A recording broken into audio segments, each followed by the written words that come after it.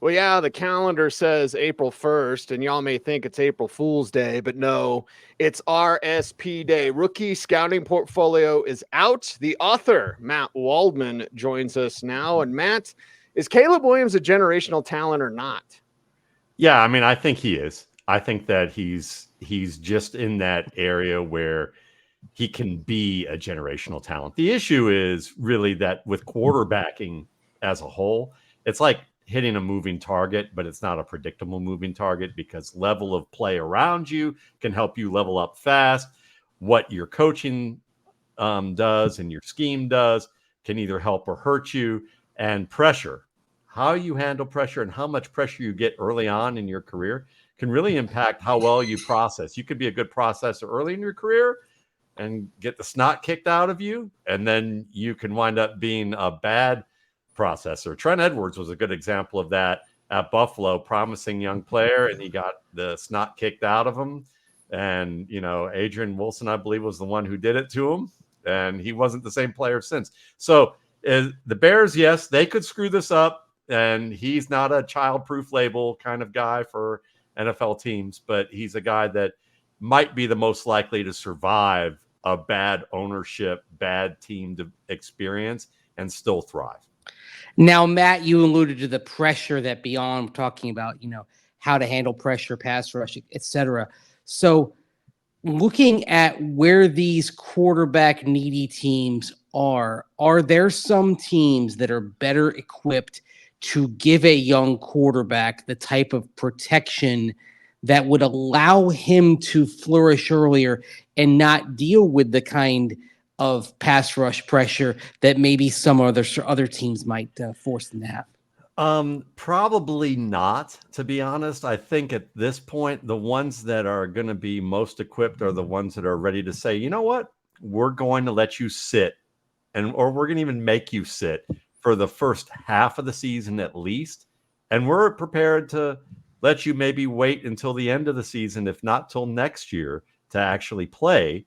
And those are the teams the ones that probably looking at the end, trading into the end of the first round or being in this early second round that can say, we can handle that. Maybe Seattle is a team but they already brought in Sam Howell, which we know that is probably not the answer. But they could be a possibility as kind of a bridge where maybe they take one of these guys in the second or third round who may have had comparable talent to some of these first rounders and winds up being the gem because he got to sit. And it's a lot about learning all these different things, that just all the acclimation that goes through being an NFL player and being a young man, having this type of fame, having the notoriety, the practice schedule, the development time, and moving to a new place. And all that bandwidth that's taken up from these things then goes into playing the NFL, where it's a much higher level, much savvier, and your decisions have to be that much quicker. And they tend to overthink, and they end up getting creamed. And as a result of that, they end up seeing ghosts a lot of times because, again, that processing starts to regress and go backwards as a result of that. So I would say likely no, because a lot of these teams are desperate to get their hands on a quarterback and play them immediately. He is Matt Waldman, author of the Rookie Scouting Portfolio. You can get it now at mattwaldmanrsp.com. This is OBT2, Cecil, Lammey, Andrew Mason. And Matt, the most complicated quarterback evaluation this year had to be J.J. McCarthy. And it's so polarizing.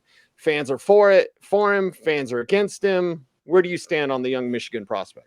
He's one of these guys that he was probably one of the most difficult quarterback evaluations that I have done in a few years. And the thing with him is that I had a quarterback coach who has worked with a number of good pros and early round and late round picks who've done well in this league, asked me if he was Zach Wilson 2.0. And I said, well, maybe in the iteration of the Zach Wilson people thought they were seeing, but were mistaken when they were watching him at BYU. He has stronger fundamentals, especially in terms of footwork and pocket movement, than Zach Wilson ever did. He has highs that Zach Wilson rarely showed. The things that people liked about Zach Wilson were things that quarterbacks are supposed to do. The things that Zach Wilson couldn't do are the things that quarterbacks have to do. And McCarthy shows at some highs in the areas of what quarterbacks have to do in order to survive. But he's still in that area where you want to see proof of concept with seeing things downfield and actually making them happen. Because I thought he was hesitant on acting what he saw downfield. And it's one of the big ifs on whether he's going to become a competent contributor or a high-end starter. But the footwork's great. The movement in the pocket is good and can get even better. He doesn't drift into pressure very often. He's actually very good at being able to stay in, climb, and find his man. He has some high-end processing moments where he sees tight windows and understands the leverage of the defender and fires it in there.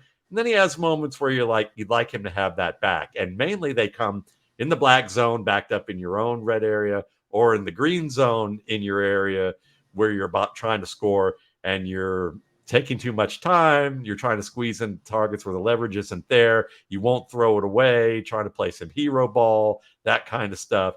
And he's guilty of those things in to a great extent. If he can calm that down, great. He's kind of the way I think Bill Walsh saw Jake Plummer a long time ago, which was, great feet, very smooth. There's a lot to like about him, but he's got that wild hair. And is he ever going to tame that wild hair? Or is he going to be that guy that they're going to have to tame it for him, meaning that they're going to have to box him into a certain way of doing things? And he could lead you and your team could really like you, but are you going to make those fatal mistakes where a coach is just going to want to kill you?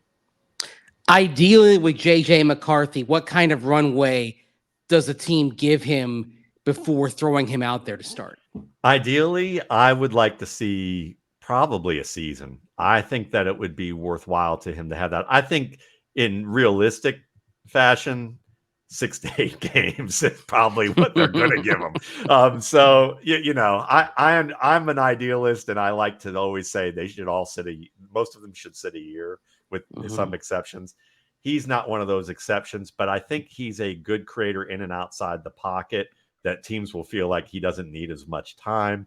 The problem is that teams also rehearse the crap out of red zone and black zone. And if that's your biggest issue right there, that's where you're going to see a lot of criticism about him if he continues to play the way he's played at Michigan in that realm. But I think there's something there. It's just whether he can continue to work at it and the team doesn't, as a scout would always say to me, quarterbacks are like a high grade piece of meat, and the NFL likes to throw it on that cast iron skillet, and they either get that burnt in, seared, wonderful flavor, or it's just a burnt piece of crap. And too often the NFL, turns up the heat and throws it on there, and then gets distracted by whatever's going on somewhere else week to week, and they fry it, to death. He's Matt Waldman, author of the Rookie Scouting Portfolio. Matt, before we get further into this quarterback class, you have to tell the Brock Purdy story. I've told the story numerous times on this show about my interactions with Purdy at the Shrine game a couple of years ago. But you had a very kind of personal touch with Purdy and his quarterback coach. Yeah, Will Hewlett's the quarterback coach of Brock Purdy and Anthony Richardson. I've been fortunate enough that he's asked me for some material in the past to do scouting reports, and he asked me to contribute a scouting report so he could do some pre-draft prep to work with Purdy, and he wanted just kind of another insight set of eyes to talk about what he's seen. So I turned in my scouting report on Purdy in probably December that year and just gave it to him. And the scouting reports in the RSP are what he got, and it just kind of shows everything that I look at based on film. And so he used that and looked at some film with Purdy and had some notes on some things that I had written about and queued up some of those plays and said, so what did you see? And the things that he asked him to describe, apparently he told me back that Purdy had said them almost verbatim what he was thinking on those plays, in terms of what he saw down the field, why he was thinking about taking this risk, and whether he wished he had it back or whether he actually, why he made the good decision he did. And he just told me, he goes, yeah, it was kind of eerie because it was literally almost word for word. So that was pretty cool. That was a fun moment. That's not always the case, that's for sure, but it was cool to see.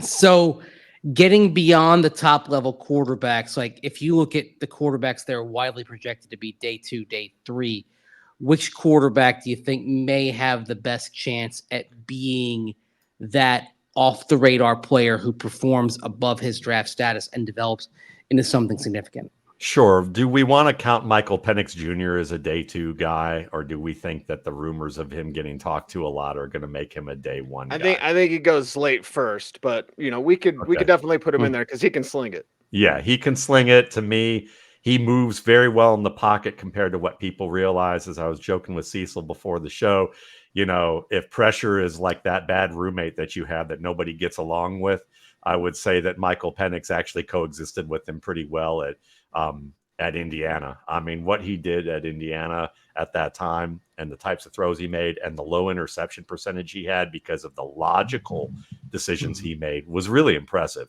And he's better in the middle of the field than I would expect. Other guys, day 2, day 3, I think Spencer Rattler is a type of player that got better. He got better. He was bad at Oklahoma. I mean, it was not a pretty sight in terms of decision making. I thought he showed more at South Carolina. He's going to need a little bit of time. But I think that there's something there. He's better with zone than he is at man. I believe that's either characterized one or the other. I know it's one that he's much better at, and the other one that he really needs a ton of work at. And it's difficulty with tight man, or actually it's the opposite. He's good at tight man. He's bad at zone. So he may need some time to define zones. Austin Reed looks like he's throwing the football to save people from a burning building. He throws that ball like he's trying to kill somebody, and he can fit that ball in there. He's like that guy. He looks like that guy in your rec league who shouldn't have game, but he has tons of it. And he can fit that ball into windows that are fantastic. He just has to get better at discerning which windows to fit them into. But there's something there with him. I'm a Jordan Travis fan. I think there's something to this kid in terms of the ability to throw the ball downfield, move in and outside the pocket. There's if you could, this is old school, but if you can combine Jeff Garcia with Jeff Blake and take the air balls that, the big, Russell Wilson moon throws, that to even greater extent that Jeff Blake had, and that mobility that he and Blake and Garcia both had, and some of that inside the pocket toughness. I think there's something there with him, and he's used to making good tight window throws to Keon Coleman and Johnny Wilson, and did a nice job with it. So those are guys that fit there, that could surprise to me as, journeyman starters, your Case Keenum on the low end, your Ryan Fitzpatrick on the high end, guys that might be able to give your team a year, a Teddy Bridgewater type, that kind of thing. And then guys who are backups who occasionally won't your coaches will your teammates will Tanner Mordecai over at Wisconsin from SMU. I've, talked to Alex Brown, former SMU director, who's over at Ole Miss now. And he said, team liked Tanner. They thought he held people accountable. He was a competitor. He worked hard. He expected other people to work hard. He's not the greatest thrower, not the greatest arm, but he can make some good downfield throws. When pressure's on him, that's where things can get a little bit haywire. But again, that's what you'd expect from a backup compared to a top-end start. Matt Waldman, author of the Rookie Scouting Portfolio. It's out now, mattwaldmanrsp.com. Matt, we're 14 minutes in. We got about 5 minutes left. Let's talk Drake Maye. He's in your overrated section, but you have to read the entire section to truly understand your thoughts on Drake Maye, because, Matt, I would summarize them as complicated. Yeah, he is. It's totally what this is, because the NFL's complicated. We broached in the beginning of the show about how many things can be so difficult for quarterbacks. And Dan Orlovsky made the comparison this season that if Brock Purdy and Mac Jones participated in trading places and they were the new Eddie Murphy and Dan Aykroyd, that things would be a lot different for each player. And I would agree with a lot of that, because it's not that either one was great and one was horrible. Both were very good at reading coverage and being confident in throwing into tight windows. One had a great offensive line, great receivers, and a great scheme. The other didn't have a scheme, had a pretty good offensive line, and had Devontae Parker as their top receiver, who they paid extra for. It would be like me taking a manure sandwich and serving in Gordon Ramsay's restaurant and charging $100 for it, and then Bill Belichick come in and say, yes, in fact, I'm going to leave you 100% tip on that. So it was bad that way. When you look at Drake Maye, he's the type of player that's going to need some time, because just like JJ McCarthy, where he makes mistakes in the red area and he tries to play hero ball, he has moments where he doesn't read the field well, where he sees something pre-snap, or he looks like he's looking at it pre-snap, and that would be the moment where you go, yep, that's the throw you want to make. And at the snap, he turns away, goes somewhere else, doesn't manipulate. He's turning away to legitimately look. And by the time he comes back, that opportunity's gone, and now he's taking a sack or throwing the ball away. He drifts out of the pocket a fair bit, into pressure too much, kind of the Baker Mayfield type of issue Mayfield had earlier in his career, where he'd invite pressure and take away the advantageous leverage of the defender. That said, he's tough in the pocket. He'll take hits and make the throw. He does see some big play opportunities, and he's willing to take the chances to go do that. He has moments where the accuracy can be strong, but too often, especially with the way that I track plays, he has completion percentage accuracy, but not when you chart it and chart pinpoint from what I would call general accuracy, where the receiver has to really work for it outside of the scope of what the route or the coverage is, And as a result of that, his general accuracy it's too much general accuracy and non-accuracy than pinpoint accuracy right now. And so he's one of those guys that kind of like Kirk Cousins, but with better physical tools. If you have him start early, you're going to see some of those Kirk Cousins butt fumbles and some of the weird plays at the end of games where people are going to completely just rat him out and say that he's awful, and feel like that. And if he can handle that, and he can continue to work and has a decent supporting cast around him, he might turn the corner and become the player that physically he's capable of being. But I would say at this stage, he's more in that range of players that got drafted high, but kind of, failed out in terms of starterdom, ranging from guys like Sam Darnold and Drew Locke and Mitchell Trubisky and even Carson Wentz, in that range. There's a chance he certainly has all the tools. He's the robo quarterback that NFL teams really like, because of all the resume bullet points that they can justify to folks like you when you ask the questions to them and go, why did you pick this guy? Or how did because if you pick Brock Purdy in the second round and he failed out, you'd go, why'd you pick this kid from Iowa State who doesn't have size, doesn't have a great arm, didn't have great stats? You guys should be fired. And it would make total sense. But if you ask about Drake Maye, they can say big time program, big time stats, won, big time, physical skills, arm for days, tough in the pocket, can run.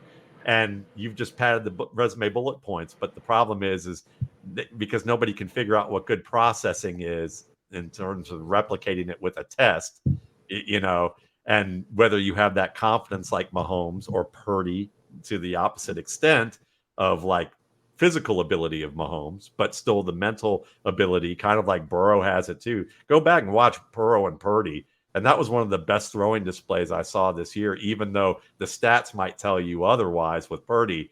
He played a heck of a game. And that shows you a lot of where he's at. Now, is he a great quarterback? No, but I'm just saying he's where Drake Maye has to get mentally.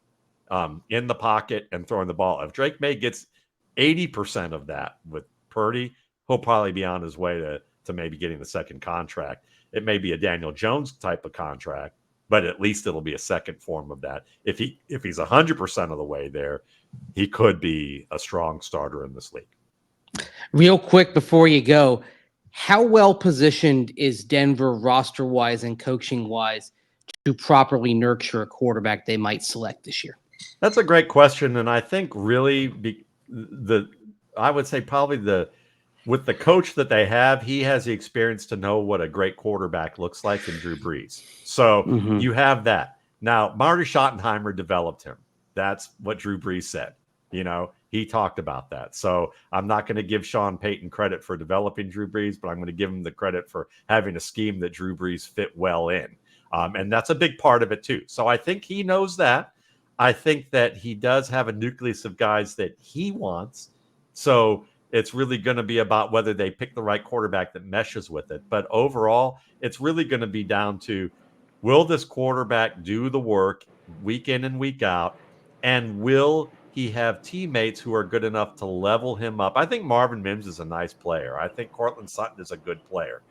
Certainly you've got that involved. You got a good running game with some solid vets in there. So if the offensive line can stay healthy and provide just anything but a disaster, as long as it's not a disaster, then they'll have their ups and downs and continue to level their way forward if they're working hard. And, I know from talking with Cecil, Andrew, that, he'll tell you, he knows, and I'm sure he's told everybody who's going to be listening here about who's been doing the work and who doesn't do the work. So if they get a quarterback who does that work, and the patience is there, I think all the tools are in place as long as the GM, the owner, and the coach are all aligned on who they wanted, and one's not going to try and prove a point with another. Because I joked about that with Sam Laporta last year, and I had a scout write me and go, "You have no idea how often somebody drafts a Sam Laporta and the coach goes, I wanted a blocking tight end, so I'm going to make him gain 20 pounds. And now he can't do what he did that was special. And he's on special teams, and he's just a discarded piece that winds up somewhere else and doesn't lose the weight because he's afraid that not to change what a coach told him to do. And his career is shot." Matt Waldman, we could talk all day with you. Unfortunately, I just have to get a thumbs up or a thumbs down from you. Bo Nix with the Broncos. Thumbs up or thumbs down? It's a safe. It's not wonderful, but it's okay. Yeah. Okay. He's Matt Waldman. You want more? Check out Matt Waldman on YouTube, on Twitter. Again, the rookie scouting portfolio, almost 1,200 pages on just skill position players. The most comprehensive draft guide that you can find when it comes to quarterbacks, running backs, wide receivers, and tight ends. Rookie scouting portfolio available. Matt Waldman, RSP.com. Matt, appreciate you. Thanks for joining the show. Much love, brother. Thanks, guys. He is Matt Appreciate Waldman. He is Andrew Mason. I am Cecil Lammey. This is Orange Blue Today saying thanks for watching. Stay tuned and stay frosty.